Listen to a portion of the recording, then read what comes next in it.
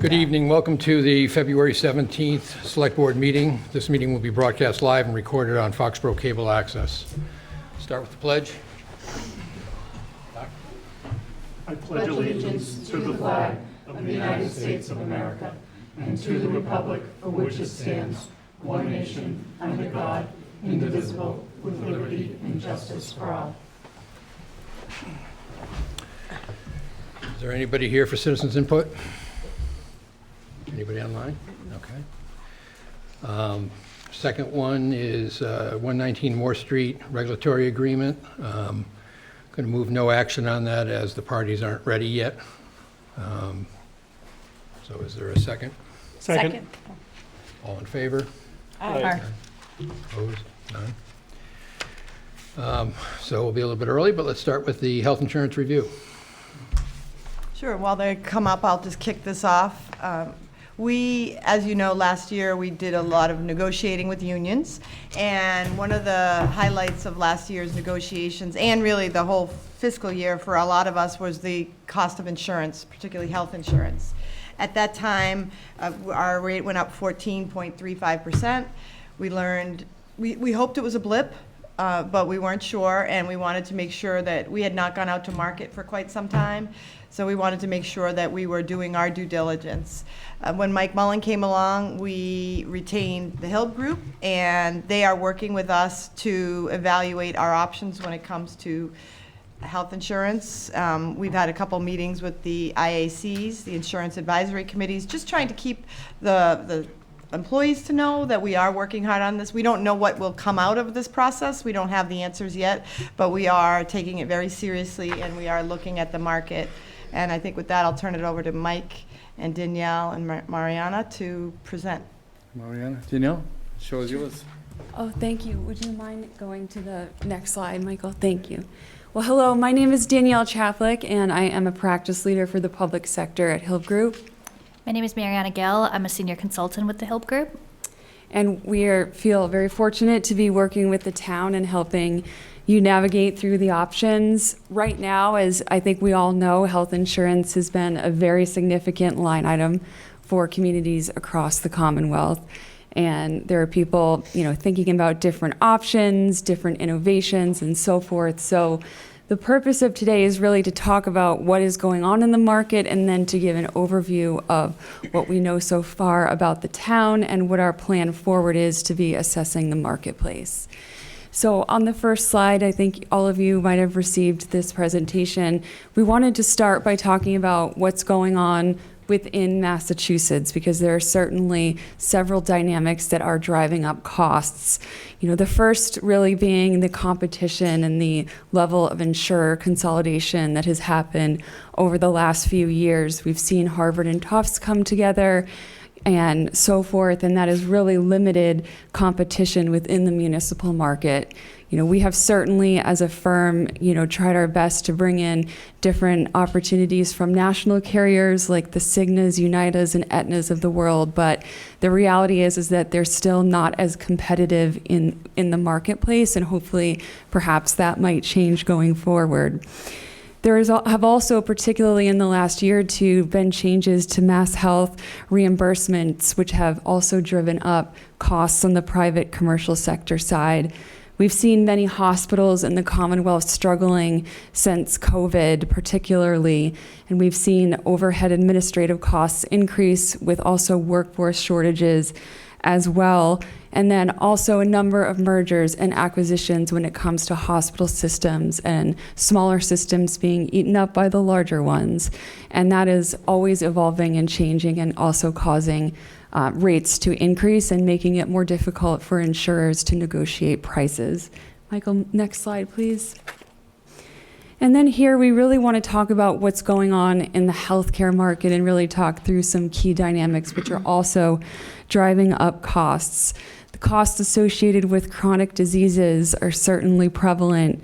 We've seen an aging population also drive up costs, particularly when it comes to long-term care.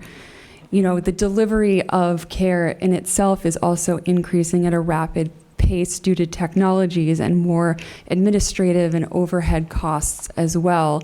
So those are some of sort of the key factors within the healthcare purview.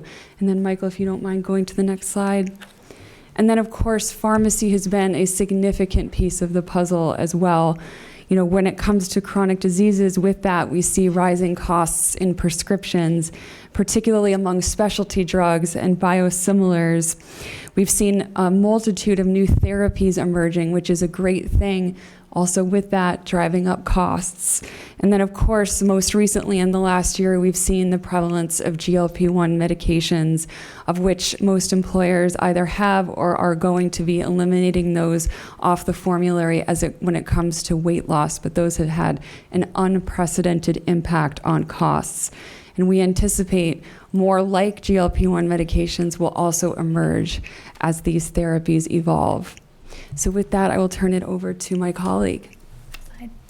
So to quickly recap what Foxborough is doing today for health insurance in terms of the structure, today you are part of the Massachusetts Interlocal Insurance Association, short MIA. That means Foxborough is part of a broader municipal pool which helps stabilize premiums from year to year. Today, there are 4 non-Medicare plans that are being offered. One was new for this past I should say September 1st, the high deductible health plan, and then also 2 Medicare options for your retirees that are post-65. What's important to emphasize is really the nature of the risk pooling that's happening here. So even in low claim years for Foxborough specifically, Foxborough may see still a rate increase that's a little bit above, and that's because my association, they look at both the individual risk and the pool as a whole when they are looking at the increases for the following year. And what that does is really help to absorb any volatility in the group, but you are protected where there is a maximum that you could be faced in any given year. And that's really, I think, essential to understand as we talk about cost containment strategies. Next slide. Revenue limits and cost pressures. Foxborough, like any other Massachusetts municipality, must adopt a balanced budget every year. Deficits are not allowed. And that constraint comes as a major driver with how the town must manage its rising health insurance costs. One of the challenges is Prop 2.5. That's really the only avenue to increase the budget and really stimulate new growth, but that comes at a cost as well, and that's not something that's simple to pass through. So given that health insurance is the second largest line item after payroll, we really have to be cognizant about these fixed costs, given that they are rising faster than other allowable revenue growth. So in order to do that, there's just a few things that are listed on here, but we really wanted to make sure that this was a collaborative effort. Again, that means coming together with the employees, with management, with the IAC, continuing to educate what is available and what levers there are to pool. Really, if health insurance costs remain unchecked, it directly threatens the town's ability to maintain staffing levels, to support new positions, to support, a competitive wage increase, and really recruit the best talent that you can. So we really are cognizant as we work through a strategic plan for the upcoming renewal. The other piece that we wanted to make sure to capture for you today is showing you what the healthcare spend has been over the last 3 years. So while the town spend has increased approximately 8% over the past 3 years, health insurance has increased by roughly 20%, growing from $9 million in FY24 to a proposed $10.8 for this current fiscal year. And that's quite a staggering number, but you're not an anomaly in that. Those statistics are quite common. Because of this disparity, though, health insurance now makes up more than 10% of the total town spending, up from a bit over 9% just 2 years ago. And that's hard to hear, but we want to make sure that that information is captured and relayed to you today so that we understand why there are such significant pressures as we move forward. We also wanted to showcase how Foxborough compares to other groups, including the MIA as a whole with their highs and lows, the GIC, which is the Group Insurance Commission, another joint purchasing group, Southeastern Massachusetts Health Group, and in general industry, medical, and pharmacy trends. Over the 5-year review that we have listed here, Foxborough's renewals have fluctuated, but generally have aligned with the broader market pressures. And while medical and pharmacy trends have risen, as Danielle had alluded, it really is kind of starting to level out a little bit, and we are starting to see a little bit of, hope at the end of the tunnel. But this long-term pattern of these highs going and some volatility and a lot of uncertainty really underscores that Foxborough is not unique to this situation. What you're facing, I think we're all reading in the news, the dynamics that continue to impact the budget.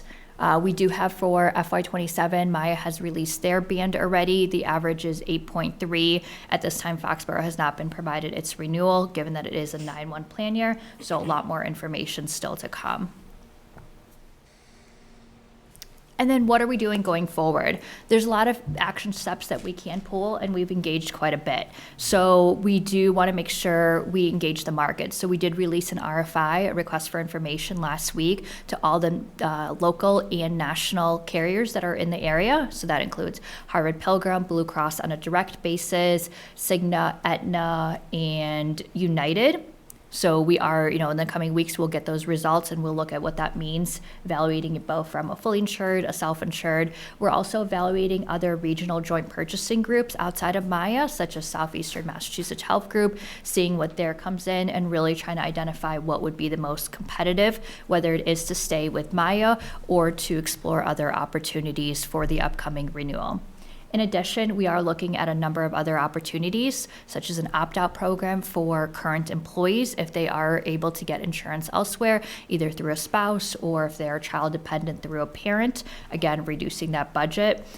The big thing is educating. Right now, being a part of Maya, they offer a wide array of population health programs, whether it's for diabetes, multiskeletal, an EAP program, the list goes on and on. So we want to make sure that members continue to be educated. So Maya was here just a few weeks ago with the IAC and did offer up to make sure that they're in communication with the departments and the unions in promoting all these programs, because there is quite a bit.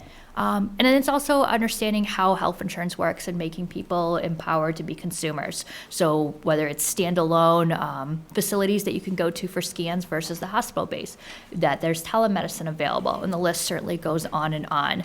And then the final piece is we really want to make sure to continue to promote the high deductible health plan that was introduced this past fiscal year. And that really provides an opportunity not only for potentially lower premium for employees, but also gives them a vehicle to save dollars through the health savings account that Foxborough is very generously subsidizing. So I know that was a lot. I know we just have a short period, but we did want to open up if you have any questions or comments. Well, I have one comment. It's funny because, I knew even before I sat on this board, my husband worked for the town, so I knew that we were on a usage which would drive. But so I had a primary care for 30 plus years, and he retired. I had to get another primary, so I go in. And so it's my yearly, the physical. There's supposed to be no co-payment for, and with our plan. So I go in, spend 20, 25 minutes in there. I see my bill online, and there was no co-pay for the physical, but they charged me for a physical and an office visit together. And so I called because I thought it was a mistake, and she said, well, I'm looking, she said, I'll look into it and I'll call you back. She said, well, I'm looking at the notes, and the fact that I asked a question about my health allowed them to double bill. And the first thing I thought of, that's why this is happening, because the providers, so rather than, it was almost he spent 25 minutes with me, the bill was over $800. $400 for a physical and $400 for an office visit. And I'm like, isn't that when you're supposed to ask questions during your physical of anything? And it immediately, I think we had met with Mike shortly before that, and the first thing I thought of is, this is why this is happening, because it can't be just me. People are going in and what they're charging, and then that's, then Blue Cross, obviously, they have to pick it up. And her answer to me was, well, don't worry about it. You're not paying for it. And I said, believe it or not, everybody's paying for it, because this is why the system is broken. So I just thought it was kind of interesting that why we've gone, every year we're going up, and that's never happened to me before. So I don't know if this is something new, trending, and how people are getting billed out, but if that's what's going to continue, I don't know how we go back from this, ever. Because it's just, it's amazing. For 25 minutes, we were, well, not me per se, I paid $20, but Blue Cross was billed $800 for 25 minutes in the doctor's office. So until that gets fixed, I don't know how we go back to what's happening here. So just a comment as an experience and understanding why this is happening. Doc, do you have anything? No, I'm all set.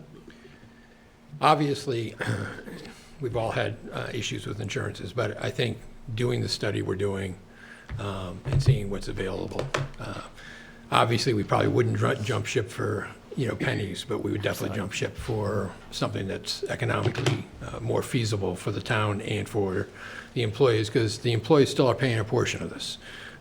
It's a 70-30 plan, so 30% of any increased cost is going to them as well. So I think, Mike, I appreciate the fact that you've instituted this and we're trying to move forward. Like I said, the worst case is we find out that we are where we are. Best case is we find something that can help us manage this a little bit better moving forward. So again, I appreciate the information that you're bringing forward, and I look forward to kind of some of the results of the study as you're doing it. Amy or Deb, do you have anything? I'm good. Just as someone who, I've been on Medicare now for 2 years, I still haven't figured it out.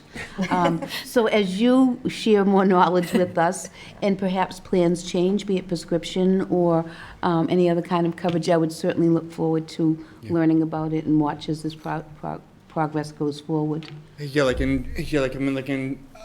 just along those lines, like the education component that we've been doing through the IC in all of our employee groups as well, like we would expect that to continue and carry through to our retirees as well. We do have, when it comes to our insurance and our benefits, we do have we've experienced that there's a little bit of an information deficit. So through the IAC, like in different other opportunities that we've been pursuing, really trying to ground that information home with everybody. So we're all jumping out with this whole the whole discussion here on the same page. So that's been a huge priority. Yeah, we're actually working on How a many bet. municipalities stay with Maya? It's Are with 150. Maya? So that, can you ask your question one more time? How many of the municipalities in the state are with Maya? It's like 150, I want to say. 150 or so. So roughly half. Roughly that. So there are other options, so there are some other options. Yeah. We just have Communities to- are with other regional joint purchasing groups. Some are on their own, whether in a fully insured or self-insured environment. Others are with the state through the Group Insurance Commission. And I did just want to comment, is the other thing that we're working on is a benefits guide, both for the active employees and the retirees. So again, lots more information. Oh, well, part of not knowing is my own fault. It's not that it's not, the information isn't out there. Sometimes I too much appreciate that. information, it does. Too much is also not effective either. If it's not in a format that's easy to digest, there's a lot of acronyms in this health insurance world and a lot of things to navigate. So we are working on that. So more to come on that front as well to help support both the active employees and the retirees. And can I say one other thing? And thank you so much to Mike, because just since he's been there, he's come up with a little bit of a, not, I shouldn't say different plan, but another way for some employees that don't have to, in the past, haven't had to utilize as much of the insurance benefit. So you've come up with at least a little something for people to, even though it's still with Maya and still, but a different, with the different deductibles and stuff. So that's greatly And appreciated. it's really been, Yeah. I mean, like a team effort, like with Paige, like with finance as well. Like we can't just, we can't address this whole challenge in a bubble. Like we need to, involve our whole team. We need to involve the school department as well. They're more than half to 60% of our health insurance as well.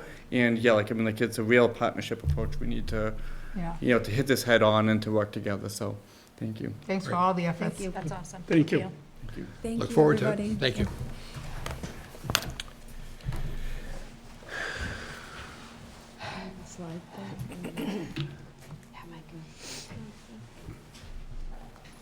All right, we'll move on to Town Manager Recommended Balanced Budget Presentation.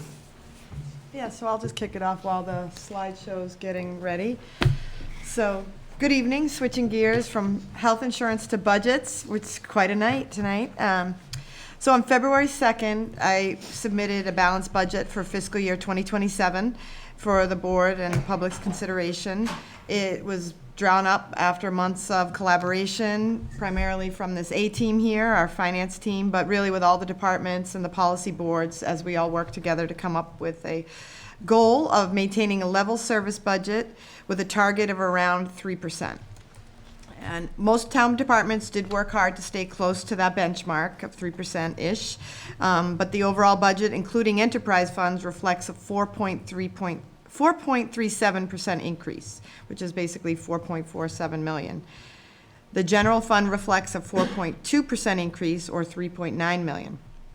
And the primary drivers of this increase are education and fixed costs, which together account for more than 81% of the total general fund budget increase.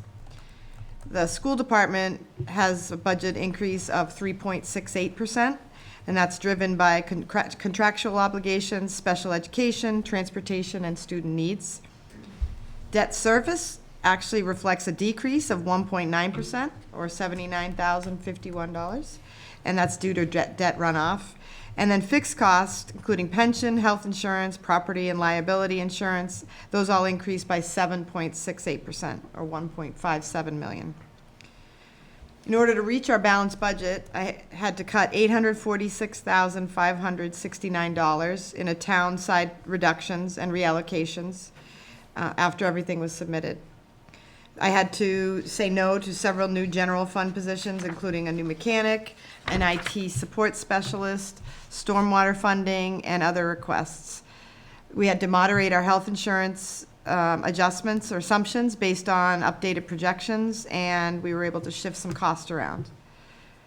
Importantly, we were also able to continue reducing our reliance on free cash by $100,000, and that's been a continuation of our commitment to limiting one-time revenues for recurring expenses. So the free cash and overlay surplus are being directed primarily towards the non-excluded debt service for the town hall and the borough school. On the revenue side, projections include the 2.5% levy increase, $850,000 in new growth, updated local receipts that reflect concerts and economic activity, modest increases in state aid based on the governor's proposal, and adjustment to several indirect cost allocations. We do have a few questions remaining that are preliminary, including the final state aid, health insurance, property and liability insurance, and school assessments. And we expect to bring those numbers forward in about March so that we can finalize the budget. With all that fun stuff, I will turn it over to Marie, who will actually give you all the details on what I just said. There'll be a quiz after. So good evening, and thank you, Paige, for that introduction. So this presentation will essentially provide a picture of where we stand today in fiscal year 26, and showing a high-level look at the proposed budget. So this slide here just shows you where our revenues currently stand. So property taxes are currently at 74.1% collected. Local receipts are 69.3%. State aid at 57.8% for a total general fund collections of 71.2%. Now, these local receipts are a little lower than they were at this time or at the end of January of last year. This is largely timing related. For example, the payment for the football season should have come in at the end of January. We just received that this week. If we had received that at the end of January, it would actually be 1.1 million higher than last year. So just timing related. The revenues remain stable. Property tax, state aid, and then on the local receipt side, motor vehicle. So the largest commitment, which is commitment number 1, is due to go out, I believe, in the next week or so. That's a $2.9 million commitment, which will be collected in March and April. On the expenditure side, so overall we're 56.6% expended. If you assume that there was equal monthly spending, would be at 58%. We're just below that. Some of our expenditures are time sensitive, so debt service, insurance payments, the pension. Some of those happened right at the beginning of the fiscal year. Others happen later on, or as you progress. For example, like with our audit, we pay those as they're going through that audit process. And then obviously you have monthly and annual service payments. And we are also planning on, just as we've done the last 2 years, on wiping out the snow and ice deficit using a budget surplus. So this slide here shows you a summary of the budget overall. So this page stated the general fund budget is showing a 4.2% increase. The water enterprise is showing a 7.52% increase. The sewer fund has a slight increase of 0.64%, and the total overall operating budget is showing an increase of 4.37%. As Paige also stated, this budget is balanced and it maintains level services. This slide here just shows you a history of the operating budgets going back to fiscal year 18. The numbers you see at the bottom, those percentages are the compounded annual growth rate. And as you can see, for the FY27 budget, the increase on the municipal side was 3.44%, and on the school side, or education, it was 3.57%. Slightly less than the 3.68% for Foxborough Public Schools due to a decrease in the Southeastern Regional School District assessment. This pie chart here shows you just a breakdown of the revenues. So the levy is the largest piece of the pie at 69.3%, followed by local receipts at 13.2%, and state aid at 12.7%. When looking at the surrounding communities, the average, excluding Foxborough, it's 70% for the tax levy, 14.5% for state aid, and local receipts are at about 8,000. That's the average. So Foxborough relies less on the levy and more on local receipts compared to some of the surrounding communities, obviously because we have the stadium and the revenues that come along with that. On the expenditure side, so this piece of the pie just shows you operating budgets. So the largest piece of the pie here is education at 47.7%, followed by insurance and other at 22.8%, which includes fixed costs and benefits for both town and school departments. And then the next largest piece of the pie is public safety at 13.8%. Here's an overview of the water budget. The reason, if we were to look at the budget book, the revenue numbers are higher than the expense side because you have to include the revenue to cover the indirect costs. So there's the water fund has indirect costs totaling $1,332,785. The other factor here is so the FY27 water budget includes year one of the SRF loan repayment. So the loan that we received for the Chestnut Street PFAS plant is reflected in these numbers as well. On the sewer side, same thing. The revenue for the indirect costs is included in here. For the sewer fund, that amount is $231,169.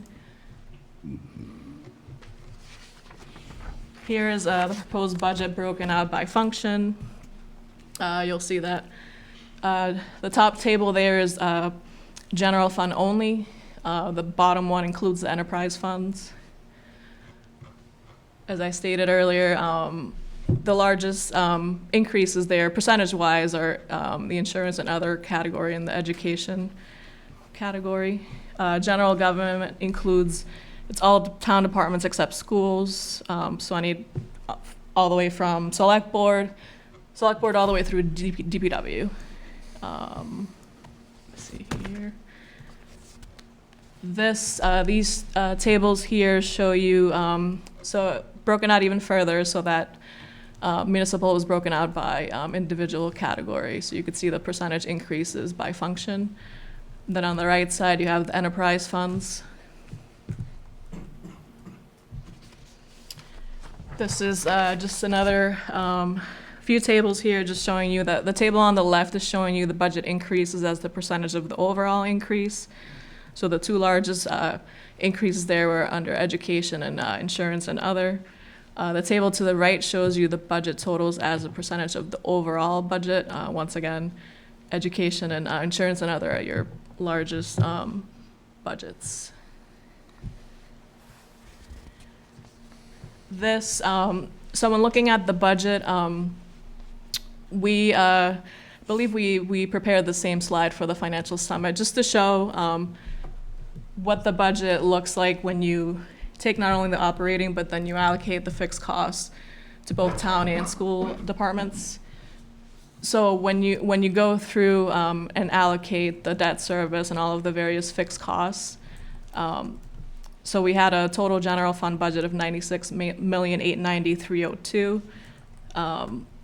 36.8 million of that is for the town side, and 60,019,000 is for the school side.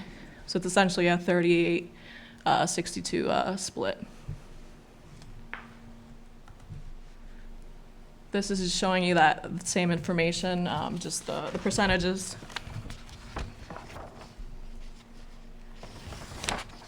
So as we get into just a summary of the budget, so general government, that budget category includes anything from select board all the way through municipal, the municipal buildings budget. This function had increases driven by utilities, building maintenance, janitorial services, software, and overall just higher operating costs for an overall increase of 3.6%. Under the public safety, we had SEMREC, which came in at $50,000 higher than last year. The cost to replace cruisers has also gone up. We have some software and camera maintenance that was needed. We did shift some of the salary portion for under fire for the outside repair operation over to their new revolving fund. So that was able to provide some relief to the operating budget. The FY27 budget also includes the match that's required for the SAFER grant, so the grant that you guys approved, which will allow them to hire 5 new firefighters. There is a 25% match, which has to be paid by the town. So that is factored into the fire budget. Both police and fire also reflect year 2 of the collective bargaining agreements. Overall, there's an increase of 2.91%. Under education, public schools is showing an increase of 3.68% due to collective bargaining, special education, transportation, out-of-district costs. The Southeastern Regional Assessment, as I mentioned, is decreasing by 1.53%. We should have that final number for that school and the Aggie school sometime in early March. For now, we're just using an average for the Aggie school, which is 11%, but I expect that number to come down. The next category is the public works. Once again, just overall increase is driven by operating costs. There's some overtime needs. An additional $31,000 was needed for the solid waste contract. We will be now in year 2 of that in fiscal year 27. They also did request a mechanic to service the school buses, but unfortunately we were not able to fit that request into this budget. What Paige did instead is she added $15,000 to the DPW budget to essentially convert their mechanic convert their apprentice into a mechanic. This budget is showing an overall increase of 7.10% or function. Public Works, it's not only DPW, it also includes snow and ice, solid waste, and recycling. Human Services, there's an increase here due to, once again, collective bargaining agreements. There is some savings from lower ordinary benefits, so veterans benefits. And the health department budget shows a decrease due to the Public Health Excellent Grant cost recovery. So the way that grant works is at the end of the fiscal year, you were able to allocate 15% of your administrative costs to the grant. So essentially we we bill the health department for 15% of what they spend out of that grant. And then in the fall, there's a transfer from free cash for that same amount into the fire budget. What then happens when you're building next year's budget is you reduce that line down to zero. So there is a decrease shown in this budget. Library, overall increase of 3.41%. There are minimum state spending requirements. They had higher material costs. They did request funding for a new programming line for $5,000. Historically, they've used state aid or Friends of the Library, funds to cover those. And then they also requested an additional $2,000 for a technology replacement. Debt service is decreasing. This budget now includes the final payments for the DPW facility, the community center, and the police locker room. On the insurance and other side, pension is increasing by 2.17%. That's a number that we get from the county. We really have no control over that. Then you have the OPEB. There is one change here. So the town has, for years now, contributed $1,064,069 towards the OPEB liability. What we learned during the last actuarial study is that the water and the sewer OPEB liability is fully funded. What we felt we should do is to maintain that $1,064,000, is that money will not fully come from the general fund versus about $64,000 of it would have come from the enterprise funds. The property and liability is estimated to decrease. That's another number. So the health and the property and liability insurance numbers, the final numbers will be known in early March as well.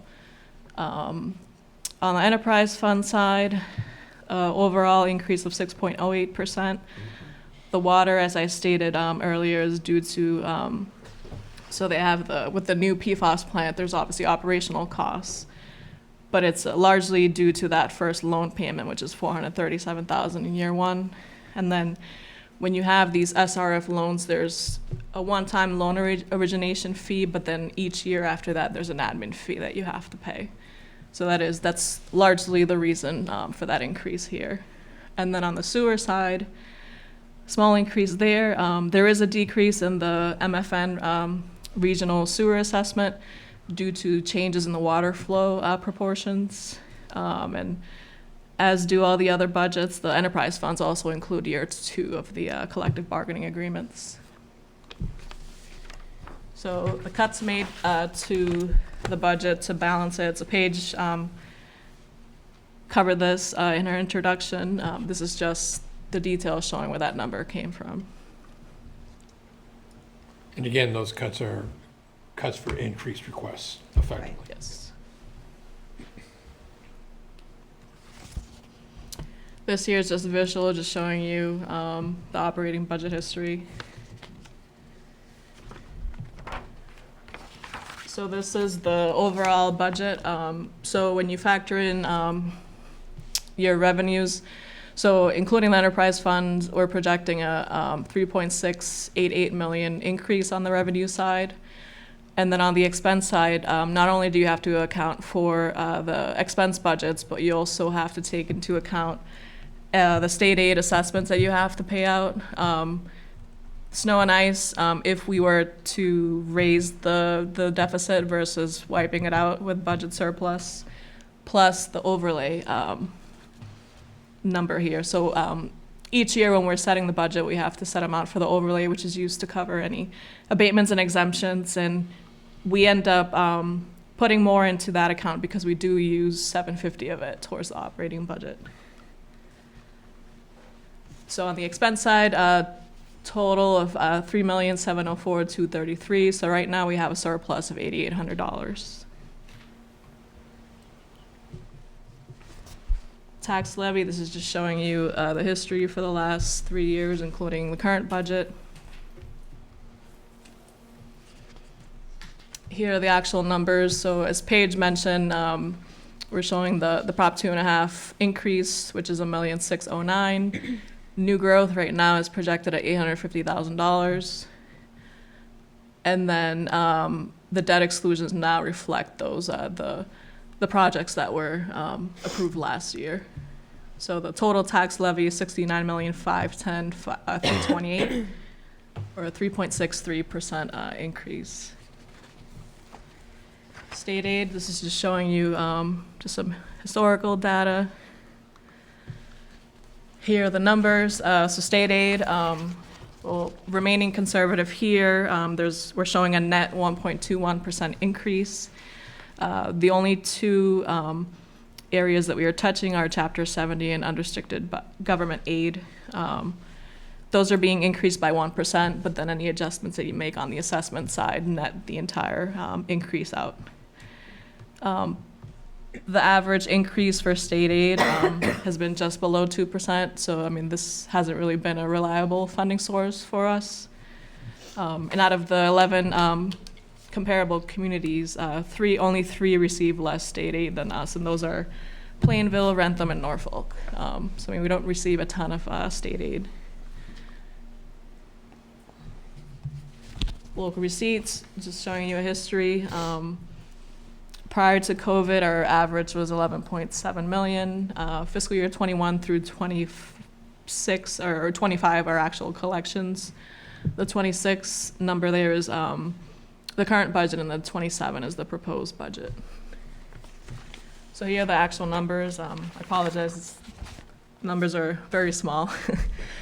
But on the local receipt side, we're showing a 7.67% increase. Our 5-year average is 13.4 million, so we're projecting 13,206,000, so we're still below that average. We did make adjustments for the pilot, so we're now factoring in 10 concerts in addition to a full football and a full soccer season. The adjustment also includes an additional pilot for the Walnut Street property. We also have factored in increases to departmental fees, motor vehicle, hotel, motel, and meals tax, as well as a slight increase in investment income. Anything that comes in beyond what we use for the budget is earmarked for capital and reserves, as we've done in the past. So available funds, so these are overlay surplus, free cash, ambulance, recreation. So there's a slight decrease here. For this budget, as Paige stated, we're using $100,000 less in free cash than we did in the FY26 budget. We're maintaining the $750 from overlay surplus, and then just showing a slight increase to the ambulance fund and the rec revolving. At the bottom there, we're just showing you our stabilization fund, so the current balances in those funds. And as what we've been doing with these two funds is your general stabilization is essentially your rainy day fund. So as your budget is increasing, you should throw more money into that fund. And the capital stabilization fund, we've been growing that fund in anticipation of the Taylor School project. So on the indirect cost side, so this is the money that the enterprise funds have to reimburse to the general fund. So there's a 12.2% increase here. It's largely due to salary increases, but also increases on the benefit side and the pension allocation per the county. So other budget items to consider. So as Paige stated, that there were several new positions that were requested that were not included in her recommended budget. There was an additional $150,000 requested for stormwater management. This was to tackle the catch basin cleaning and other permanent requirements. So that line was maintained at the $100,000 that they have today. Continued budget drivers compared to last year include the school budget and fixed costs. Future items to keep in mind, continuing to reduce the reliance on free cash, if possible. Looking for opportunities for additional revenue or new growth, that's critical. I think, looking, 5 years out, I think we'll be fine for, say, another year or two, but then we'll start to get into some trouble, and that's where I think we'll need to have, override discussions. But hopefully, I was telling Paige earlier that the universe is listening to me. I've said new growth so much. I saw that the planning board approved a 32-unit, I believe, what was it, a contractor industrial. So it's residential and industrial along Route 1. So it's 9 new buildings, 32 units. It's new growth. So that projects like that are definitely needed if we want to avoid an override here. The key here, obviously, with this budget was to maintain, level services, and to have the town approve something that's, still sustainable. And then finally here, the Taylor School, as I stated earlier, that project is coming soon, and we are preparing for that. Next steps here, so the advisory committee meetings have started. They started last Wednesday. Those are held on Wednesdays at 6:30 p.m. at the Public Safety Building. Those will run through the middle of March. The comprehensive balanced budget, or final budget, will be due Friday, March 27th. The final select board budget recommendations are due Tuesday, March 31st. We'll need to obtain the final numbers for SEMREC. That might end up staying the same at the $650,000, but that's yet to be seen. On the education side, as I stated earlier, the assessments for the 2 schools there, fixed costs, group insurance, and property and liability. And then finally, just monitoring the state's budget process. So although they're supposed to have a budget approved prior to July 1st, that never happens. We might see one more level of approval before town meeting.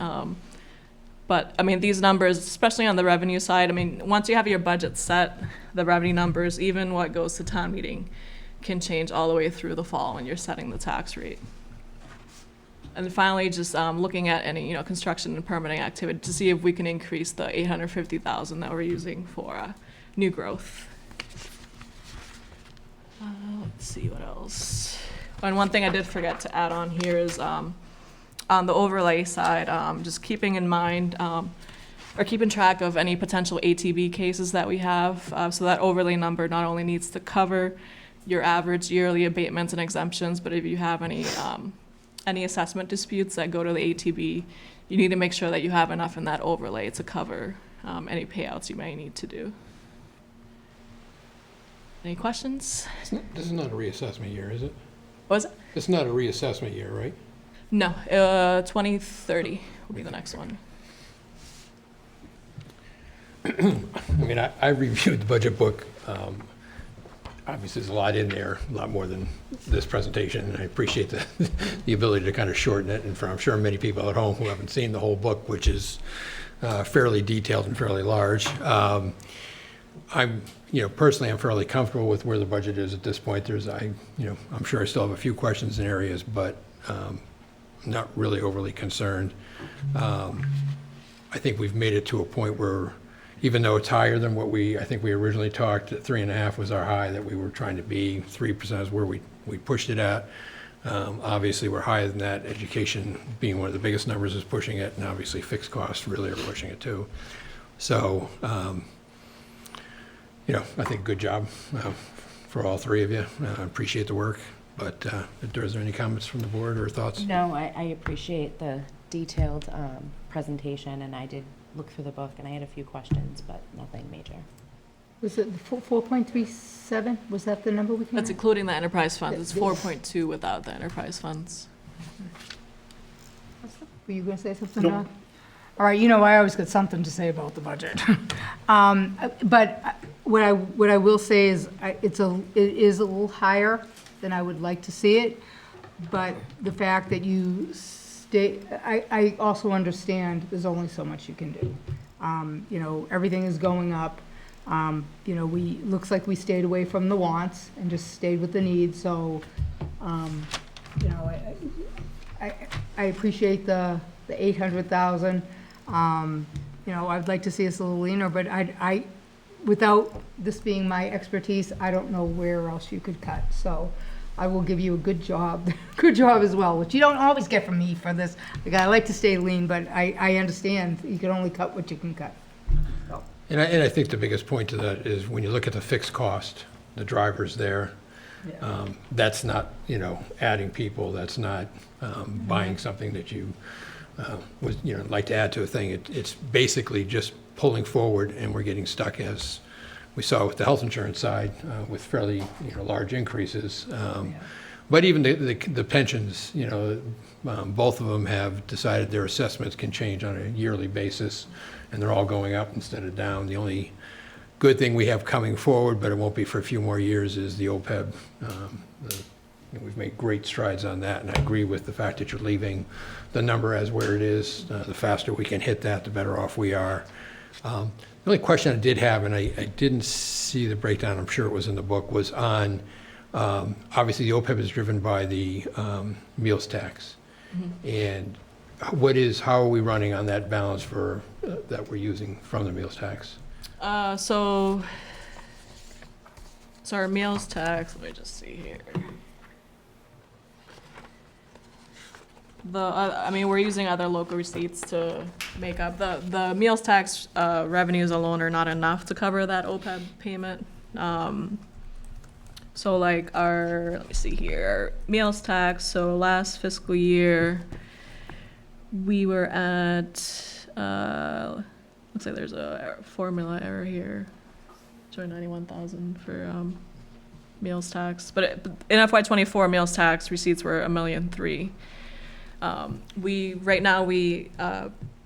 Prior to fiscal year 27, we were at 985,000 for the general fund contribution, plus another 350 or so for roads and sidewalks. So we're just about that. And in the town report, we actually publish a chart that goes back to the beginning. So when the meals tax was first adopted by the town. And if you look at the trend, we've always spent more than we've actually collected, meaning that other local receipts are supplementing those appropriations. Maria, I think at one point was the year to be funded, was it around 32? Is that where we still are roughly? We are at, so the last I had looked, we were around 2034 for OPEB. They made, wasn't that last year that there was some pretty substantial adjustments Yeah, made to it? So when the town voted to allow surviving spouses to receive the benefit, that added $3 million to the liability and another year to the schedule. But each year, I know I've said that, Brandon's probably sick of me saying this, but I just keep telling people to just wait 5 years or so. Once you have those major liabilities fully funded, we'll be fine. But obviously, as your salaries most of them are contractual. So the only way truly to make cuts is to lay people off, and we really don't want to do that. Fixed costs are fixed costs. You really can't do much there. So, our main thing was, like I said, maintaining staffing, maintaining level services, but putting forward something that is sustainable. And I think that's what we were able to achieve here. you gotta remember, Chris is gonna come looking for that money for the roads. After we fund the OPEB, he's gonna come looking for that money, which we need that too. But you are right, as far as fixed costs, though, you are making moves on that. Obviously, having Mike do what he's doing, it is a move that you can make, and it's kind of the only move you can make, is just to make sure that we're not paying more than we need to pay in any one of those given areas. What are the pensions, when do they mature? The pension, I believe they extend that out to 2033. It was 2029 for the longest. Then they shifted it to 2031, but if they had maintained that target date, our assessment was going to increase by $1.1 million. And there were a lot of angry communities that showed up to the county's offices and said, hey, can you please do something here? Because technically, so PARAC has given everyone up until 2040 to fund your pension system. But supposedly, according to the county, they will not approve funding schedules that go out past 2037. So they still have, right now they're at 2033, they still have 4 years of room to adjust that. And we're hoping, they are due for another actuarial study, so we're hoping that, there won't be a huge increase for the 28 budget. But so far, I mean, for 27, the increase was a lot lower than what we were expecting, so we're glad that they were able to work with us and the We other. had to fight hard, though. That wasn't easily given, and I anticipate we'll have to fight the same, because it's like 2 towns that don't care, the rest of us are drowning, so Yeah. we just have to yell louder. Well, but I do, what Marie just said, though, as far as 5 years from now, between those pensions and stuff, we're talking millions that we're not overpaying, that we're paying to catch up, in effect, for the pension funds. So that will make a huge difference, and hopefully that's the timing as far as, potentially when we start to get really tight, that could be our saving grace at that point in time. So, great, thank you. Everybody else, good? All right, thank you very much. Do you want to make a motion? Yes. Okay. Motion to approve the presented FY '27 Town Manager Recommended Balance Budget. Second. All in favor? Aye. Aye. Okay, Thank you. thanks, guys. Okay, FIFA World Cup 2026 entertainment license review. Yeah, so we're just going to have this on the agenda for the next couple weeks, couple months, as we prepare for World Cup. We don't really have a major update right now. We've been we did send over correspondence a week or so ago with a list of issues. We've gotten a few responses back. We're continuing to have daily meetings with everybody. Bill's going to now be collecting a stipend. He's now on staff with us. But we are continuing to work on this effort, and I don't have too much specific to report right now. Would we like to have them come up in Sure. Which ones? 2026, I guess? We have FIFA here, too. We got them all here. Hey, Jay, I have a question, and it's a very simple question.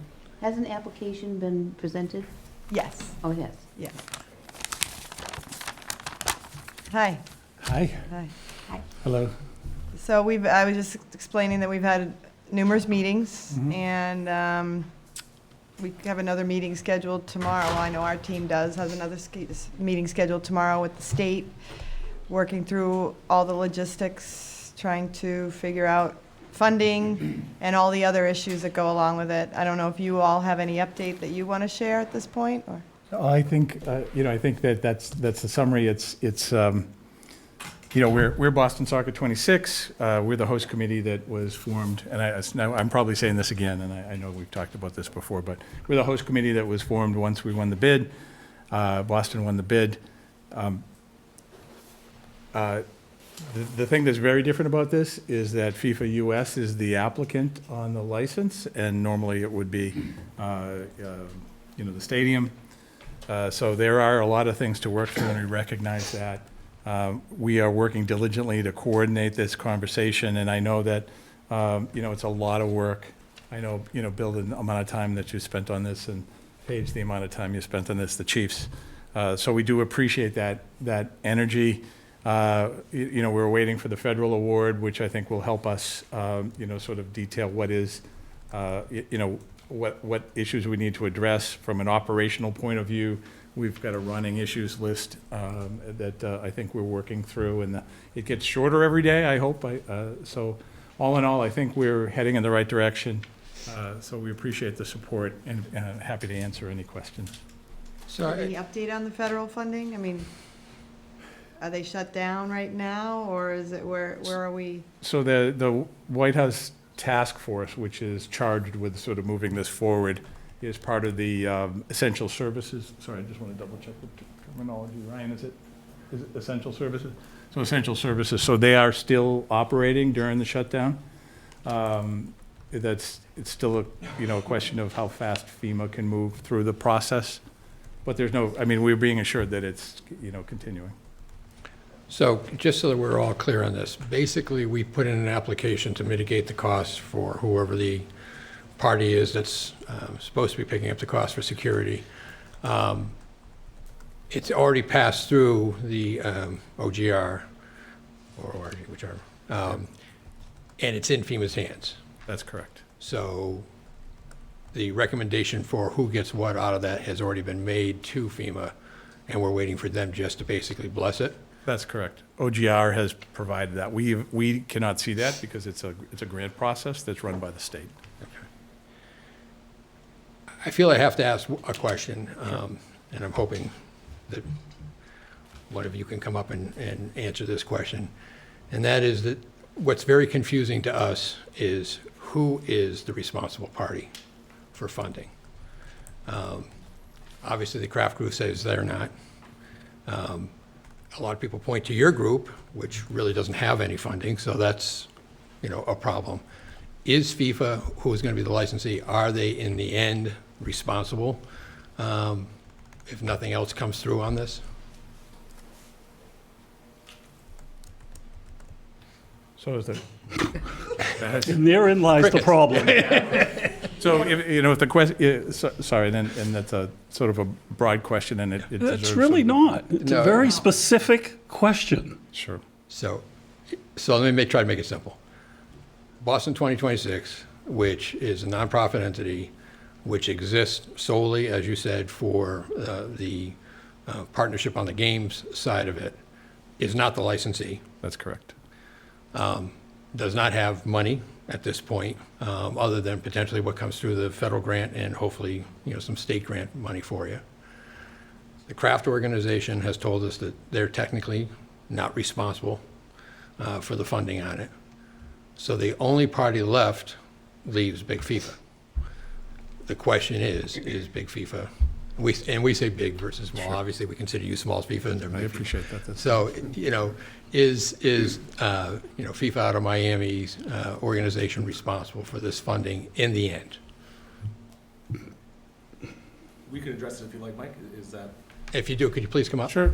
If you'd like, I can. Why don't you go question first, was- and we can follow up. Okay, sorry, I'll answer first and then they can respond. So under the hosting agreement, we have a responsibility for public safety in the stadium, as opposed to, for example, the operational elements of the stadium. So for example, the water department or any of the other costs that would be applied. So I think it's actually a mix of both. Specifically when it comes to public safety, we are contractually obligated to provide it under the host committee's requirement. Now, with We the- being who? Boston Soccer? Boston Soccer 26, correct. Now, of course, I think the question is, how is that then assured? And I accept that, well, we're not Little FIFA, we're actually Boston Soccer and, the host committee. But then I guess there's an ultimate question, which I think should probably, lie in the conditions of the license, how that's worded, I think, which is, I'm just offering that, I think that, that should be run down. But I can go up if that's okay. Please. And just because not everybody knows you, could you just state name and organization? Good evening. My name is Kevin Clark. I'm the Director of Venue Operations for FIFA 26 here in Foxborough with Boston Stadium. In short, just to confirm what Mike has said, FIFA 26 is here to work operationally with the stadium. With respect to the financial agreement, we have to defer to both the stadium and the host city. We are not in a position to comment on the financial requirements. That's an agreement between the stadium and the host city. FIFA 26 is happy to answer any operational questions. I know from the town manager, we've handled those alongside Craft Sports and Entertainment, so we're happy to discuss those, but for tonight, we can just respectfully defer to Boston 26. So let me ask, if you're responsible for the operational side, so as was just previously stated, things like Board of Health, water and services and stuff like that, that would fall under you? It would fall with the stadium. So we will work like any other full stadium event with Craft Sports and Entertainment to follow the existing policies, protocols, and regulations there. I got something to say. Yeah. We'll work So- on the line. So, I've been reading a lot online, Facebook, different stuff. I just think it's good for this board to get some of this information out because unless people have really been paying attention to our meetings, they're seeing what's being put on the news, what's being put in our local paper. So here's what I see is that, and in this board, the plenty of people have given this board credit for standing up for the taxpayers in town. Some people are asking questions like, did this board know that World Cup was coming? Like that we're getting down to the wire? And I try not to comment too much, but the little bit I did was like just saying, listen, there's a timeline for everything. So, but here's the problem. And I don't think I'm going to say anything that everybody hasn't already been thinking and knowing, but this board, as well as more even so than this board, our public safety chiefs, our town manager, her office, has been doing cartwheels to get what we need to get done. And so when people are saying, well, how come they don't know? Is this something new that's put in front of us? Like, I think we need to get out there that everybody knows that this board, and more importantly, public safety in our town manager's office, has not just been sitting back and we're not all just like, oh, who's gonna pay for this? So our next agenda item, it made me think of this, is to talk about the pedestrian bridge that we brought up last year, that the Craft organization had said to us, this would be nice to have for World Cup next year, because we've known for 3.5 years that it's coming. And last minute, our town manager is filling out applications. And the grant, we didn't get the grant last year. They're liking us to try again this year. But we've been doing so much to try to have this event go well. And, I know Bill has gone on given interviews. And I'm going to say, as another board member, we're not prepared to issue this license unless everything is in place. And I've seen people saying, oh, there's no way they won't. I'm going to tell you, this board will not issue this license. So, like, I don't feel like we're getting the answers. Bill and Paige have been involved in many meetings, and we're a month later, we're still, well, who's going to pay?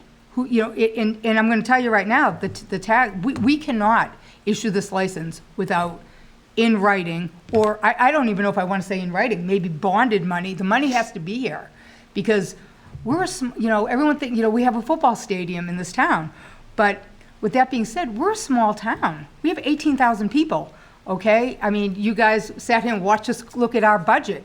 This money is, almost 10% of our whole entire budget for our year. So there's no way we can fund it without it, or issue a license without knowing. And listen, talk about the pedestrian bridge. In order for us to apply for that, we had to say that we were going to fund some of the money. And the Craft organization, who we've been working with for years and years, and who we trust, we wouldn't even let them. They were going to have to bond the money that we were going to have to put up. So this is not even, if this is someone that we work with on a daily basis, how does anybody expect that we would do this for someone who's coming into our town for 39 days, making all these demands, and then you guys are going to go away, and then once there is no Boston 26, like someone said to me, well, if it wasn't paid, couldn't you guys just sue? Well, who are we going to sue? You guys are going to be gone. So I know it's been said, and I know Bill and Paige have been privy to the meetings that maybe the whole board, and then we are getting the information given to us, but we're almost there. We're, and I'm not even sure why we haven't had a license in front of us already for us to approve. And I guess, everybody else will have their say here, but for me, it's going to be a flat no, unless we know the money is there. And we cannot do that to our taxpayers.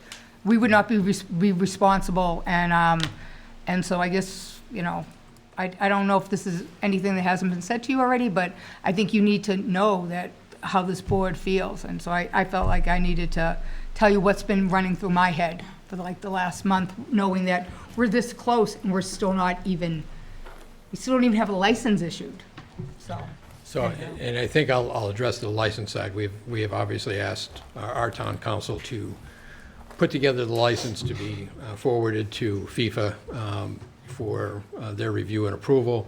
The license will obviously include the fact that the town has to be made whole on all of these expenses. And obviously, FIFA would be required to sign that license. The bigger, the issue that we've always had in this whole thing, and it comes down to sounding like Foxborough is being the bad guys here, but, we really aren't. All we're trying to do is protect our citizens, number one, but number two, the funding, here, we actually did, whoever the responsible party is, the favor of applying for the grant, because the grant doesn't, it's not for us, it's for obviously these services. And then, whatever additional money that doesn't get funded out of that grant has to come from someplace. And that's really all we're asking for, is where is it coming from? And, some of it, unfortunately, as we've been telling both people at the craft organization and, yourselves, is that some of the stuff has to be ordered, now, to make sure that we have everything we need for the security side of things. Again, as has been said, both chiefs have been doing a great job trying to put this together. They're doing everything they can to try to mitigate cost and bring costs down, so that we truly only expend what we need to get this done. But it still leaves us with one issue that we have as a major concern, and that is, even with all the preparation that's been done with Homeland Security and all the area chiefs and stuff like that to build what the program will be, it's obviously an NFL game on steroids, because this is a Tier 1 event. It's the equivalent of 7 Super Bowls here and 39 days of coverage, which is not small and not to be lost. In other words, we have to secure that facility for 39 days straight. And again, I think there's a lot of manpower involved there. So all we're asking for is a collaboration that gets us the answer as to who.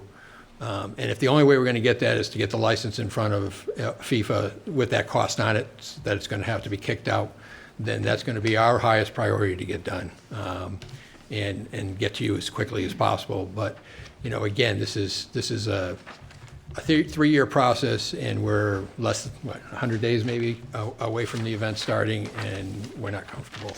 It doesn't sound like you guys are comfortable either, which is concerning. Amy or Deb? It just makes me a little concerned when the question is asked on where the payment is going to come from, and both you guys are almost pointing at each other. Nobody wanted to answer the question, and I think that speaks volumes to the frustration that this board is feeling. The concern. And the concern is, who's the third guy that's going to answer?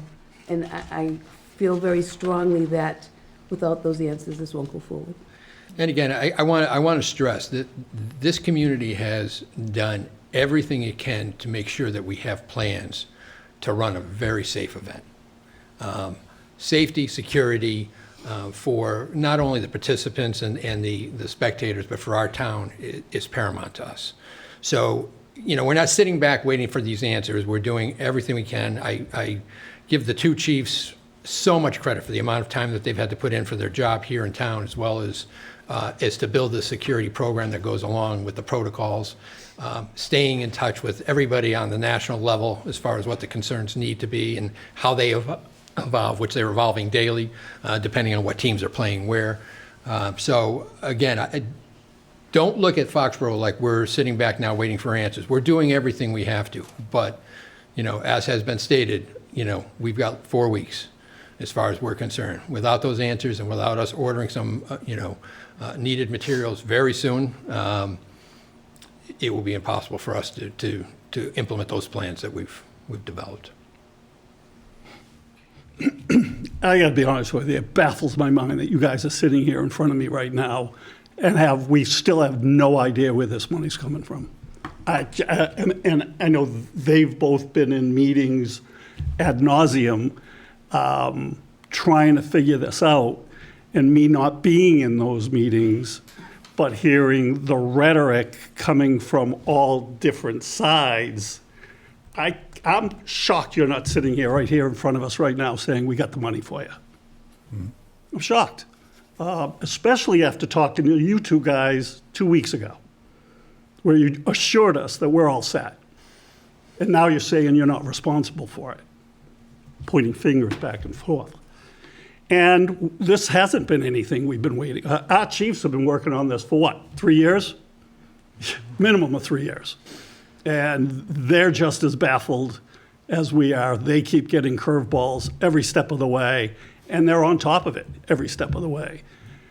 And, you know, when they come in front of us 2 weeks ago and say, you know, we need some money now, and you guys are still looking at us saying, we don't know where it's coming from. And we have townspeople who are saying, there's $2 billion organizations that are running this, the Crafts and FIFA. What's the problem? And now coming around to where we've got to wait on grant money from the federal government. I'm flabbergasted. I'm just pissed. And for the record, just Doc, because I don't want to go on the record wrong. I will say the craft organization is working to backstop or fund pre-grant and get reimbursed by the grant. So Then I apologize. That's the first time I've heard that. We are making some inroads in that, but that's only a portion of the money. So Yeah, but still, it's coming from grant money that's Right. some That has nothing to do- ambiguous amount of money that everybody's going to be grabbing for, from Mayor Wu to Governor Healy. And, you know, I'm sorry, guys, you know, we got 4 weeks, but this should have been done today. I mean, those chiefs need to write checks that, you know, we can't cash. And one other thing that, just so everybody is aware of, because even the people in town, like, they know when we have an event at the stadium, you know, there's a process. You know, the chiefs get the, you know, the policemen, the security, everyone who does an event up there, who works up there for security purposes, is paid by the town of Foxborough, and then we get reimbursed by the Crafts. It's all, this is all done in like a pay period. And, you know, there is no way, I've talked to a couple of police officers that I see up at the stadium, they expect to be paid just like when they do a detail for any event at the stadium. There's no, like, we're spread over 7 weeks. Within that 2-week pay period, they need to be paid. So that's also the reason why we need the money. It's not like everybody's waiting to get paid at the end, number one. And number two, there's been a lot of misconceptions when that $46 million number was thrown around. And even this money, the $7.8 million that we're estimating was by our 2 chiefs with all their expertise, you know, making that list and by all these games, what it's going to cost. And for some reason, I've seen the words money grab get thrown out on things, and they think that the money that we're asking for is strictly for security, number one. Number two, if it's a misconception for anybody, the town, we're going to get what we get for any event at that stadium. Whether it was a concert, there's a special soccer rate per ticket, which we get for any event up there. That's what the town's going to get for hosting that event. And yeah, we may get a little more meals tax or hotel tax, but this is not a moneymaker for this town. In fact, it's probably more of a headache than it's worth. So that's why, it as Bill said, just to stress what needs to be done for us to license it. Because this is nothing but more than 7 events up there. And we're gonna get the same money we get for each concert has a special per ticket, a soccer game does. I don't know what the exact dollar per ticket for special soccer is, but this is, and if World Cup wasn't coming, we'd probably have 7 concerts up there in that time frame, or maybe not 7, a little longer. So something else would be replacing that. So, and probably less headache for our chiefs, because they're used to concerts or, you know, an extra regular soccer game, not World Cup. So this is not a moneymaker for this town. And a lot of people are working really hard, you know, to make it a great event. We want to be a good partners with FIFA, with Boston 26 soccer and the craft organization. We want to be a good partner, but we're not gaining much of anything by hosting this event. And I think people need to know that too. Yeah. This is not a lot of money coming into our town, so. I don't want to feel like you're obviously just getting lectured here, but, and I'm sure that's what it does sound like, but again, I think we are doing everything we can to be collaborative on this. And we want nothing more than to be able to just sign on the dotted line and have it signed on the dotted line and know that when the events start, our problems aren't about the money, it's about doing our jobs, the chiefs doing their jobs, and everybody, and it being a successful event. So that's where we are. That's what we're hoping to get to. The 2-week intervals seem to be coming very fast, and we're not making, in our minds, enough progress. So we just say it again. We just need someone to step up here and tell us where it's coming from. So, all right. Do you have anything else that you want to add? Okay. Thank you. Thank you. Thank you.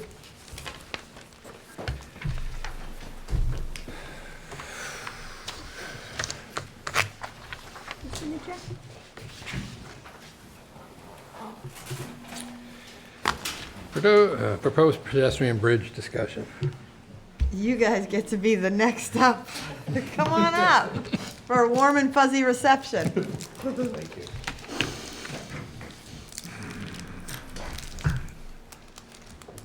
So I'll just kick off start, as was mentioned earlier. I think it's Steph who mentioned it. We had a request from the craft group to again apply for the pedestrian bridge funding from the federal government.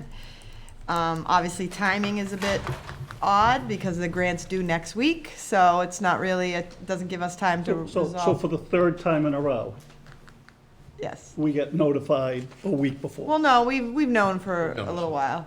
Yeah. No, we've known a little, Okay. Yeah.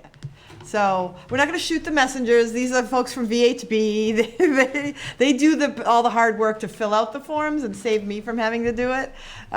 So we can let them I talk was just about gonna it. say, I mean, we've done it 3 times. Can we copy and paste? You would think so. You would think so. That's the plan. Please give your names and just where. Yeah, if it's okay, my name's Rich Holworth. I'm with VHB, as Paige mentioned, and we're happy to be here tonight. We really appreciate your time, and we do really appreciate all the hard work that's gone into this effort. For the second occasion, I think, is, if I'm not mistaken, I think this is the second, third might have been a while back, maybe. Yeah. I've been involved out there, dating back for more than 2 decades now, so I'm very familiar with the site, and Caitlin Morse is here tonight, too, to help answer some questions relating to the application. We certainly appreciate the fact that this is being done under a short time period, and in both instances, we got thrown a little bit of a curveball. Last year, through the change in the administration, they did a whole-scale change in the grant application process that we had to incorporate at the last minute. And this year, the federal government was really late releasing the notice of funding opportunity, which defined kind of the approach that we need to take. I think the good news relative to that particular aspect of it is that it offers us an opportunity to potentially make a better case for the summary. And the town manager's office and others were nice enough to arrange for some work with the USDOT to find out what was good about our application and what we could potentially focus on to improve the application. But if it's okay with you, I was going to give just a brief overview. I think it sounds like you're all very familiar with it, but a brief overview of kind of like the physical improvements that we're anticipating doing, and then we will, Caitlin will provide an overview of kind of some of the grant application process and some of the overall project benefits. Sorry, this image is a little bit washed out, but basically what the physical improvements involved associated with the grant application are mostly safety improvements and mobility, connectivity across Route 1 to focus on the opportunity to potentially leverage future development on the opposite side of Route 1, but then obviously do a much better job of accommodating the safety improvements necessary for event day pedestrian traffic. And there's kind of 4 major elements to it. There's one, the most prominent is the pedestrian bridge, which is labeled as number 3 in this image. On number 1 on the image is the mobility hub, which is an area that's going to be devoted to potential everyday bus service that GATRA is considering providing up to the site as an extension of a loop that they currently do to the Plainfield Casino. And then the other elements include security fencing, additional security fencing on the P10 side of the parking area side of the Route 1 to discourage kind of the errant pedestrians that go across Route 1 that are a little bit harder to control on event days, and then also for everyday traffic out there as well. The other more meaningful improvement is some just improvements to the crosswalk along at the Bass Pro Drive intersection with Route 1. So putting in a high visibility crosswalk and just improving that for day-to-day use. There's certainly some traffic that heads down that way on event days, but the hope is that's going to be another improvement that will help the limited amount of pedestrians that use that crossing on an everyday basis. This is just a new image of, some minor modifications that we're considering relative to the bridge design. We've really worked hard to try to leverage optimizing the configuration of the ramp system and the approaches to have a pedestrian bridge that not only accommodates the event day traffic, but also integrates into the topography out there. So this particular design takes advantage of the existing pedestrian tunnels under the P10 North and P10 South driveways and essentially becomes like a natural extension of that. So the pedestrian desire lines are much more convenient than in the prior minor design that we had. It's not in essence, it's not a major deviation from what we previously had, but this also offers the opportunity as a much more consolidated footprint, so it's less disruptive to the future development that could occur on the opposite side of Route 1, and then that high demand parking area on the Patriot Place side of the parking lots. It's a tighter footprint for that ramping system. So we worked pretty hard at trying to identify that and took advantage of the time that we did have over the course of the last year to refine the design in that measure as well. Can you tell me, based on the design, what the anticipated flow can be as far as people going over it in a period of time? We've designed it, so we have really good arrival and departure curves associated with we actually went out and did views of the security footage at a bunch of events. So we have the arrival departure curves and, kind of the timing. It always varies a little bit depending upon the weather, who's playing, what the end of the game condition is. We've designed it to accommodate 24,000 pedestrians, which based on the vehicle occupancy rate, accommodates the vast majority of that parking on that side of Route 1. And obviously we would want to be continuing to work on whatever updates are necessary to the event day transportation management plan to incorporate the pedestrian bridge into that design and try to corral as many people as we can to limit the crossings, the at-grade crossings. It's still inevitable, I think, at the northerly end where you have a partial grade separated crossing. There'll still be some pedestrians flowing in that area, and there'll still probably be some measure of people crossing down at Bass Pro. But this would really be the workhorse for accommodating. I guess it's about 37% of the occupants of the stadium. So it's really, I think it could be fantastic and, much less disruptive to the traffic out on Route 1, which obviously would be great too, because that whole strategy of trying to divert traffic north and south and it's somewhat impeded by the fact that inevitably you have to close down the roadway for periods of time. Beyond that, we've been through the permitting process before on this. This was identified actually in a 2009 MEPA review process for the former Quarter Point development that was anticipated for the other side of Route 1, but was never materialized, primarily due to market conditions, is my understanding. And then the last year when we made the application, we had advanced the design to 25% design, so we filed that with Mass DOT and then responded to their 25% design comments around the summer of '24 and submitted the planning board, processed it as a minor modification to the original Gillette Stadium site plan approval. So that's kind of where we stand. I mean, it is a lot of work in a consolidated time frame. I apologize for that. We didn't really have a lot of control over that, but we do really appreciate the work that the town manager's office has been doing. And, I think it's a project that still, has the support of, well, I know it has the support of Mass DOT, the public safety officers, state police. So, it's hopefully something that we have a improved chance of securing the funding this year. So at a risk of sounding like a broken horse here, but wasn't one of the issues, though, the funding side of it, because obviously a portion of it's grant and a portion of it's, so wasn't it some part of the application also had to be readdressed relative to that? Which Correct. Yeah. Actually, So that's actually a great segue into I'll give you a quick 30-second education on all things federal grants. Apologies in advance for my obnoxious use of acronyms, but that's how DOT does things. So again, the request is to make an application through the Better Utilizing Infrastructure to Leverage Development, or BUILD program. You gotta love the folks in Washington who get to make these up.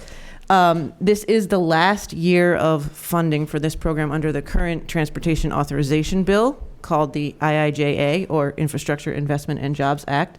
There is $1.5 billion available this round, unlike last year where 80% of it, 90% of it had been awarded by the outgoing Biden administration, leaving the incoming Trump administration with a whopping $300 million to award. This year, the full $1.5 billion is on the table, will be awarded. There's no kind of tiered application process. And to your point, Chairman Yuckna, there is a 20% non-federal match. We did make a change based on direct feedback from DOT, and Paige was in those calls with us. They were not comfortable with it being secured via a bond or a debt, so it will be coming directly as payment to the town from Foxborough Realty Associates should grant funding be awarded. So it'll be a straight cash match to cover the non-federal match requirement. The request this year, that's another thing as part of the sort of tweaking of the design. We did a lot of value engineering, so we did bring the whole total project cost down. We're dropping it from $35 million to $31.25 million. That's about 11% savings there, which reduces both. So we're still able to apply for $25 million, and the match comes down from $10 million to $6.25. Any questions on any of that? Yeah, so typically when we do projects, obviously we have, money for the unknowns. Does your budget include that, number one? And number two, how does the application, unfortunately, we're just seeing building projects skyrocket from a pricing point of view. I mean, I know from a square foot, when we build buildings, we were doing it at 500. Now we're looking at 8 to 1,000. Sure. And that's been only in a few years. So is there a concern about when this gets awarded and the timing of an escalation of the cost? Yeah, so when we develop the project budget and as part of our benefit cost analysis, which you don't even want to know what that is, that's a lot of fun in a spreadsheet proving that the project's economic benefits exceed its costs. You need to account for exactly what you're saying. So there's a 10% contingency broken up as a 7% contingency and a 3% escalation inflation. The timeline, though, because the project is where it is in terms of local permitting and because we've been through this once before, puts us in a position to be very shovel-ready as soon as the awards are made. Awards have to be announced by statute no later than June 28th. And we're hoping to be moving within 6 months to execute that grant agreement and be moving forward, which should, to your point, get us to construction sooner and kind of mitigate some of those overruns. And then any additional overruns, can be kind of discussed if it happens. But we feel like 10% is a pretty good number. The feds get a little squirrely if you're over 10%. So, and then, additionally, there's a line item in the budget this year for an OPM to sort of help facilitate, obviously there's a huge burden associated with not just submitting the application, but then managing the money and going through the procurement and, grant reporting and all of that. So we're hoping that 250 will support all of those costs as well. Anybody else? I guess the only question, and I apologize, I stepped away for a minute. So do you feel like the only reason why the grant was denied is mostly because of the funds, because all the funds weren't there? Was there anything else that they didn't like in the design? If I missed that, I'm sorry. No, so you didn't. It's a great question. You sit through these reviews, and I think Paige can attest, they're sort of a weird existential experience, I'd say. It's people who Especially haven't... You don't know what the language they're speaking, but yeah. Yeah, you think I'm bad with acronyms. They're way worse. They haven't read your application, so they're reading someone else's opinion of your application, and sometimes the feedback is, pulled out of the ether, for lack of a better word. So they were concerned a little bit last year. Obviously, the match was a big piece. They also were really drilling down on the operating costs to extend bus service and felt like we hadn't adequately accounted for those. We've definitely addressed that this year in our benefit cost analysis. So that's kind of the financial piece of the application. And then the other thing was, well, you guys haven't been awarded a ton of federal money, but they said that wasn't a big deal.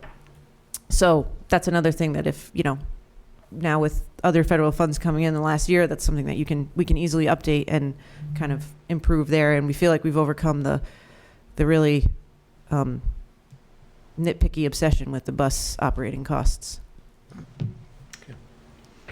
So just real quick, what are some of the benefits for this project? Obviously, first and foremost, it's a safety benefit, right? So you're creating a grade separated pedestrian crossing, which obviously moves vehicles and pedestrians, puts them on completely separate planes. So there's almost no opportunity for conflict. And that's obviously important for just everyday safety, but unfortunately, as an unfortunate fact of the world we live in, instances of vehicular terrorism are increasing, kind of every day, and this would sort of mitigate some of the risk there.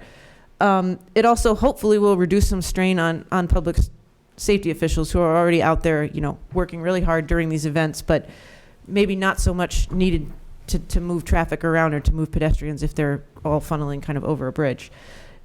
We also are, fairly confident in our benefit cost analysis includes some modeling and analysis around showing that traffic flows will also increase in the area. So you hopefully won't be sitting in soul-crushing traffic for quite as long on Route 1 during event days.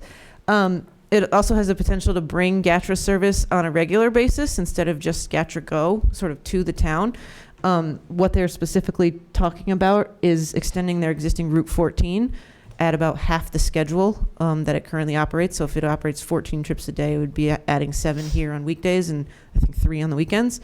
And it's also kind of leveraging, and this is something that the current administration is really keen on, a public-private partnership where the source for the non-federal match is coming from a private entity who obviously stands to benefit from the project, but there's a mutual benefit and a partnership between the town and a private sector partner. And like I said earlier, I do want to point out that we did include grant administration support for, oversight of construction and project management as part of the budget for the application. Okay. Is that it? Any other questions? Yeah, your turn. I'm good. I'm good. Round That's the one 3. question I was thinking. Yeah, I mean, Third time's the charm. And I would just suggest that if you are going to vote in support of this, I mean, you have some of it in there, but, subject to Foxborough Realty Associates covering all legal costs, all costs of grants administration, procurement, facilitation, construction management. The bottom line is there should be no cost to the town of Foxborough, either through monetary or just work. We all know federal grants are challenging. We don't want our finance team to be in charge of this, so we would need all that support by Foxborough Realty Associates so that it really is, which is the same that we said last time. yes, we really meant it. Yeah. We hear you loud and clear. Yeah. Okay, I will do my best. Okay. If she can read these scribbles. Motion to submit application for grant funding of proposed pedestrian bridge and mobility hub to support Gillette Stadium and Patriot Place, subject to Foxborough Realty Associates, subject to I was a doctor in my all prior of the funding, covering legal costs of procurement, grant administration, support and construction, to make sure that there is no cost to the town. Financial or in kind. Or type. in kind. Yeah. Second. All in favor? Aye. Sorry. Thank you. Appreciate it. Thank Thank you very you. much for your time. Thank you. You can pass that back to her. So now we have to figure out how to do it? Yeah. Okay. I'm here to be though. Yeah. Okay. When's it due? Tuesday by Time. I will say just another example of how Foxborough continues to work Of course. with the stadium to try to get things done. Oh, maybe we'll do that. That was a little bit smoother than World Cup. Let's see what my day looks like tomorrow. What's next? Town managers. I'm next, okay, probably like in the, around 2-ish or something. Thank you. I'm up? Yep. Yep. Okay. I have notes somewhere. Oh, is that what I just wrote on? Sorry. This is my notes. Yeah, where were my notes? Okay, let's see. Grants. Speaking of grants, we learned from Congressman Auchincloss that Foxborough's first PFAS treatment plant was included in the FY26 community project funding requests. We have an award estimated at somewhere a little over $1 million, so we're thrilled at that. And this is for the first PFAS plant, not the second, so that's great news. We weren't sure if we were going to get this because it had been basically pulled back, but now it's back again. So we're excited for that, and thank you to Congressman Auchincloss for his support. 75 Central Street, which is the former senior center, is still for sale. Proposals are being accepted until 9 a.m. on the 24th, which I believe is a week from today, so next Tuesday, 9 a.m. If you go to the town's procurement website page on our website, you'll see information. You do have to register to get that RFP. With respect to the liquor licenses that we were trying to get for Uptown, we have to get town meeting to approve those. Senator Feeney's office let me know that they learned they can't act on them without town meeting approval, so we have them on the warrant. The strategic plan is underway. The Polco is going to be sending out those surveys probably in the next week or so. As I mentioned previously, 3,500 households will get a standardized survey to start, and then after that, other households can fill in. Bill and I did a third installment of the Common View, so be sure to check out Bill on the Common View on Foxborough Cable Access. You can always watch it on YouTube. If you Google Foxborough Cable Access YouTube, you'll come right up to the channel and find whatever you're looking for. We did speak about World Cup, just our regular update. The executed license is still due March 17th. That means we have 2 meetings, well, including the 17th. The Land Use Department continues to work on site plan issues. Stadium Advisory Committee is meeting on February 26th. We have a meeting tomorrow morning with the Governor's Office and MassDOT and other state officials. And then just our regular reminder about short-term rentals and the rental of parking spaces that our zoning prohibits. There's a Capital Improvement Planning Committee meeting scheduled for Saturday, March 7th at 8:30 a.m. on Zoom. Hope to see you all there. Fox News is going to come, Fox 25 News is going to do a zip trip in Foxborough on April 24th. The Common. Don't forget to sign up for the Fox Alerts. And then we have 2 positions open right now, a DPW Department Coordinator and firefighter paramedic. And lastly, there is still some construction going on over by the 95 on and off ramps. And you might see the right-hand lane closed. That's all I have.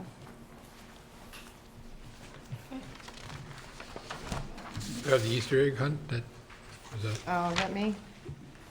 It was on your list. Oh, yeah, I didn't put it there. Okay. Katie? Oh, yeah. What's my Easter egg thing? Just there's said an approved Easter to be egg? held as an approval for us. Yeah, let's see. Town Common, March 28th, from 8 a.m. to 1 p.m. Thank J.C.'s are sponsoring it. Oh, wait, no, and J.C.'s Spring Vendor Fair will be held on the Town Common on May 2nd, 2026, from 9 a.m. to 3 p.m. with a rain date of May 3rd, 2026. Perfect. How's that? Nice. I gotta remember to add those to my reports. Selectmen's update, I think Amy had a few things that she wanted to. Yeah, I just wanted to bring up that Paul Godin had passed away last week. I think everybody knows who he is. He's Mr. Smiley. I took the time to sort of like pick a few things that he had done in town. First and foremost, he's an Army veteran who'd served during the Korean War, longtime volunteer with the and as a board member, or was a board member of Foxborough Cable Access, active member of St. Mary's, serenading seniors, volunteered at the Foxborough Farm Stand. He was also a knight with the Knights of Columbus, also a member of the Foxborough Historical Society. He's going to be greatly missed in our community, and I just wanted to take an opportunity to send well wishes and our thoughts to his family. Thank you, that's great. Yep. Anything else? Yeah, I was just going to say, oh, I don't think I do. Okay. oh, I thought you were just generally saying anything else. Sorry. I was looking down, I wasn't looking which way you were looking.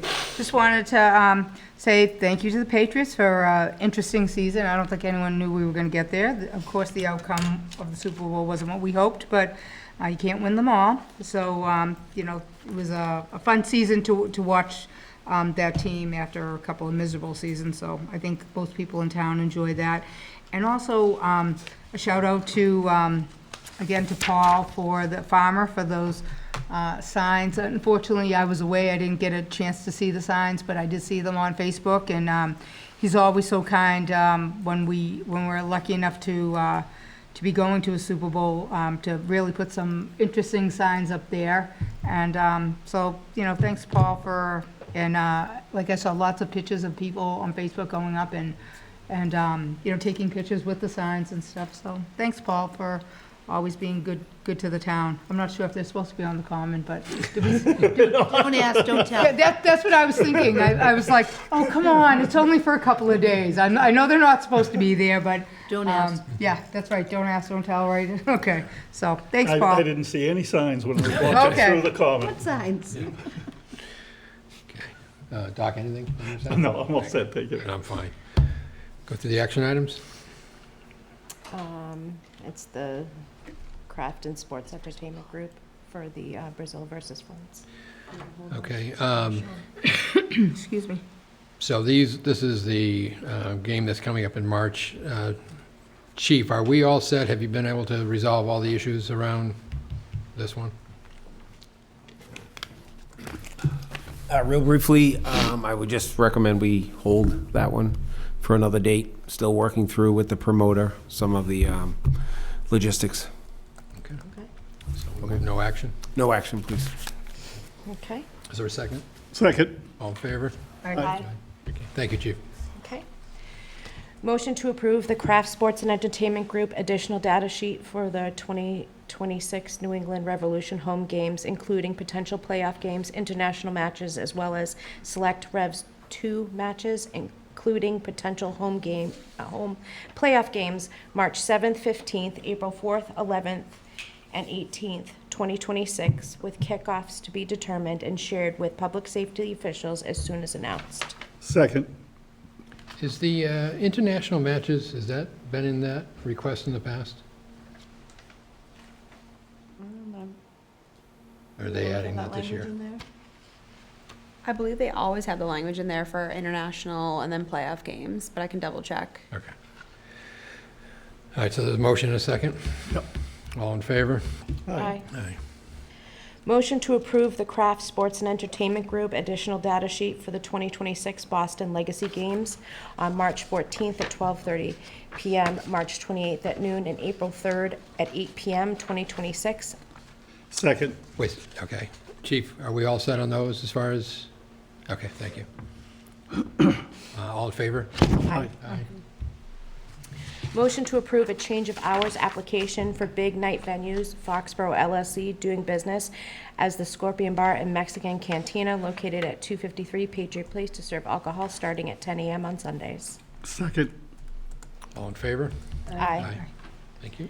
Motion to authorize the town manager on behalf of the select board to notify the chair of the Republican and Democrat town committee that they shall submit to the Board of Registers, the town clerk's office, prior to June 1st, a list of party members who wish to be appointed election workers. Second. All in favor? Aye. Motion to appoint Robert Cutler as the burial agent. Second. All in favor? Aye. Didn't even know we had that. Motion to appoint Michael Eisenhower as the gas inspector. Second. All in favor? Aye. Motion to appoint Michael Eisenhower as the plumbing inspector. Second. All in favor? Aye. Motion to appoint Paul Steves as the assistant gas inspector. Second. All in favor? Aye. Opposed? None? Motion to appoint Paul Steves as the assistant plumbing inspector. Second. All in favor? Aye. Motion to appoint Jack Lee as the assistant gas inspector. Second. All in favor? Aye. Motion to appoint Jack Lee as the assistant plumbing inspector. Second. All in favor? Aye. Motion to appoint Sean Wills as the wiring inspector. Second. All in favor? Aye. Motion to appoint Randy Butt as the assistant wiring inspector. Second. All in favor? Aye. Motion to appoint William Cook Jr. as the assistant wiring inspector. Second. All in favor? Aye. Aye. Motion to approve select board meeting minutes from January 3rd, 2026. Second. All in favor? Aye. Motion to accept. Second. Favor? Aye. Aye. Thank you. Deb's all in. Good evening. Good night.